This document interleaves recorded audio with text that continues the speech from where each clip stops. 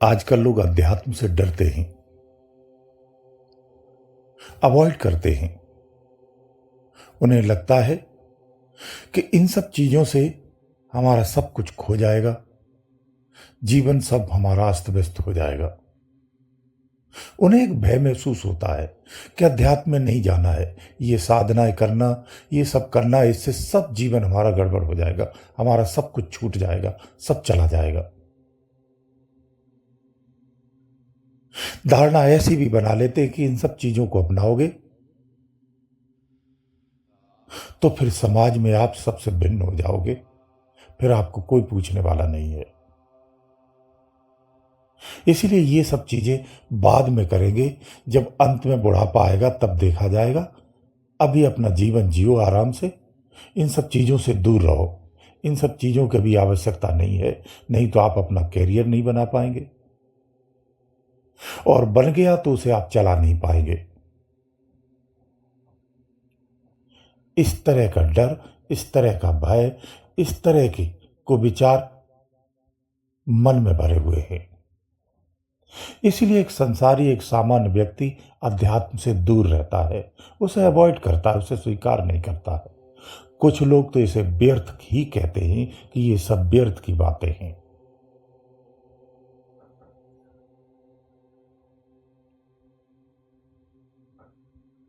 इसमें कुछ लोग आस्तिक हैं भी, तो वो इस तरह से हैं, कोई पेड़ों को पूज रहा है, कोई नदी को पूज रहा है, कोई चौक को पूज रहा है, कोई चौराहों को पूज रहा है, कोई पुलियों को पूज रहा है, कोई पत्थरों को पूज रहा है, कोई पहाड़ों को पूज रहा है, कोई दरवाजे पर बना लिया ईंटों का स्थान उसे पूज रहा है। वो इस तरह से धार्मिक बना हुआ है। दरअसल में इन लोगों की कोई गलती नहीं है। समाज में लोगों ने इस तरह का भ्रम फैलाया है, इस तरह का ज्ञान दिया है कि लोग भ्रमित हो गए हैं। इस ज्ञान को इस तरह से बढ़ाते बढ़ाते इतना बड़ा कर दिया है, इतना फॉर्मेलिटी कर दी कि लोग अब इससे डरने लगे हैं, इससे दूर भागने लगे हैं। उनके अंदर में इस तरह से भर दिया है कि ये बहुत कठिन है, इसलिए वो इसे अवॉइड करने लगे। वो सोचते हैं अपनी दैनिक जीवन को अगर नहीं जिएंगे तो अपने बाल बच्चों का पालन पोषण कैसे करेंगे। अगर इन अध्यात्म चीज़ों में चले जाएंगे तो हमारा सब दैनिक जीवन गड़बड़ हो जाएगा, ये नौकरी कौन करेगा, पैसा कौन कमाएगा। इस तरह के विचार, इस तरह की धारणाएं उत्पन्न हो गई हैं, जबकि ऐसा वास्तव में कुछ भी नहीं है। अध्यात्म को अगर आप वास्तव में समझ जाएंगे तो जीवन में कभी नहीं छोड़ेंगे। अध्यात्म आपके जीवन से कुछ भी नहीं छीनता है। जो लोग छीनने की बात करते हैं वास्तव में उन्होंने उस अध्यात्म को समझा नहीं है, उस अध्यात्म की उपलब्धि को प्राप्त नहीं कर पाया है। लोगों ने निज स्वार्थ के लिए इस तरह से अध्यात्म को बढ़ा चढ़ा करके बोला है कि सामान्य व्यक्ति अपनी पहुंच से दूर समझता है, वो इसे असहाय समझता है। जब अध्यात्म की उपलब्धियों की ओर देखता है तो वो सोचता है हमारे बस में नहीं है, हम नहीं कर पाएंगे, हम तो एक सामान्य व्यक्ति हैं, ये जब तक हमसे कहाँ से होगा, कहाँ से ये सब फॉर्मेलिटी हो पाएगी, हम नहीं कर पाएंगे। वो अपने आप को असहाय महसूस करता है। लेकिन ठीक विपरीत इसके अगर सच्चाई में देखा जाए तो सबसे आसान, सबसे सरल और सबसे सहजतम और सबसे आपके करीब अध्यात्म ही है। हम जिस अध्यात्म से डरते रहते हैं, दरअसल में आप उसी अध्यात्म को अपने साथ लिए होते हैं, लेकिन हमें पता नहीं होता है। बिना अध्यात्म कोई अपना जीवन जी सकता है क्या? वो नास्तिक से नास्तिक क्यों न हो, फिर भी वो अपने अध्यात्म को लेकर के ही चलता है, इसके बगैर जी ही नहीं सकता है। बस इस बात को अगर आप समझ जाएंगे तो अध्यात्म को आप कभी भी अवॉइड नहीं करेंगे। अगर आप कहते हैं कि परमात्मा नहीं है, भगवान नहीं है, ईश्वर नहीं है, कोई कुछ भी नहीं है, तो भी आप इसी अध्यात्म की क्षमता के कारण ही कह पा रहे हैं। आप अपना जीवन जी रहे हैं, अपनी क्षमताओं से जी रहे हैं, अपनी क्षमताओं से सफलता प्राप्त कर रहे हैं, तो इसके पीछे भी अदृश्य अध्यात्म ही है। आपके मानने न मानने से कुछ भी बदलता नहीं है। ना ये संसार बदलता है, ना आप अपने शरीर को बदल सकते हैं, ना अपनी उम्र को बढ़ा सकते हैं, ना आप अपनी बॉडी को बदल सकते हैं, ना अपने भोजन को खाने को बंद कर सकते हैं, ना ही आप पानी पीना बंद कर सकते हैं। तो फिर आप अध्यात्म को कैसे त्याग सकते हैं? आपके न मानने से कुछ भी नहीं होने वाला है, बल्कि आप अपना ही नुकसान करते हैं। देखो ऐसा है, ध्यान से सुनो। परमात्मा सहजता में है, आपने सत्संगों में सुना। अध्यात्म सहजता में है, आपने सत्संगों में सुना है। इसे समझिए, विवेक से समझिए।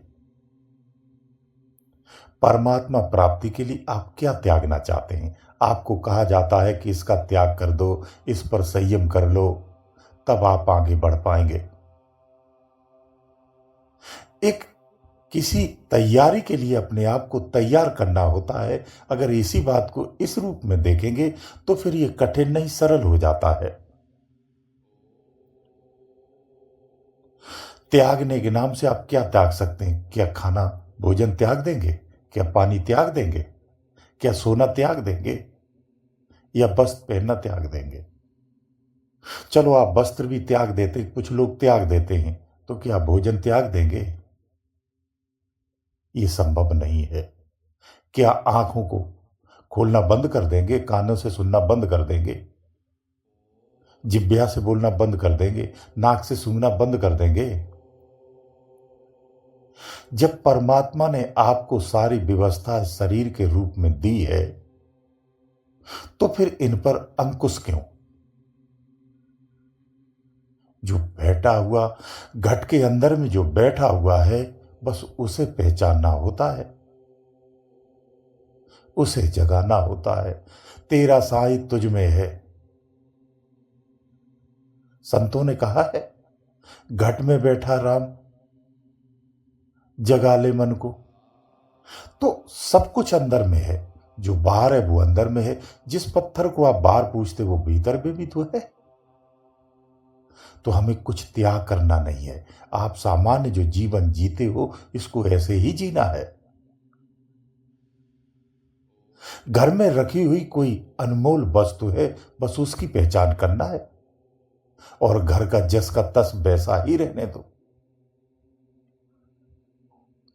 इसलिए सहजता में समझिए, इन भ्रमों में मत फंसिए, प्रपंचों में मत फंसिए। व्यर्थ में अपने शरीर को कष्ट देने की आवश्यकता नहीं है। उस सत्य को ही तो जानना है। वो हृदय के अंदर है, भीतर घट में है। खुद को जिस दिन जगा दोगे, अंदर की सच्चाई समझ में आ जाती। इतना ही तो है, इसके अतिरिक्त तो और क्या जानना है आपको? फिर ये दुनिया के तमाम विधियों के जाल जो आपके बुने जाते हैं, इनसे बचो, इन भ्रमों से बचो। भ्रम बहुत है। अगर साधारण रूप में समझ में आता है तो समझ जाओ, नहीं तो ऐसे ही भटकते रहोगे। संसार में भटके फिर अध्यात्म में भी तो बहुत सारी भूल है। आप इसी भूल में ही उलझे रहोगे। डरने की आवश्यकता नहीं है, ना तो गलतियों से डरना है, ना कुछ त्यागने की आवश्यकता है। जो शरीर की आवश्यकताएं हैं, वो आवश्यकताएं रहेंगी, उन्हें त्यागना नहीं होता है। आवश्यकता इस तरह से है, मान लीजिए कोई एक एक अवस्था आपकी एक तालाब तक है, लेकिन आप अज्ञानता में उस आवश्यकता को तालाब से बढ़ा करके समुद्र का रूप दे देते हैं। वो नहीं होना चाहिए। जब ये ऐसा नहीं होता है, इसी को हम संयम कहते हैं। बस ये करना है। इसी को हम कुमार्ग भी कह देते हैं। जितनी भूख हो उतना ही भोजन करना चाहिए, तो आप जीवन भर स्वस्थ रहेंगे। और यही पालना करने को ही हम संयम कहते हैं। और किस चीज का संयम करेंगे? संसार में आप क्या चीज त्याग कर देंगे? जो मेहनत से कमाया हुआ पैसा है, इससे आपका जीवन सुचारू चलना है, क्या उसको त्याग कर देंगे?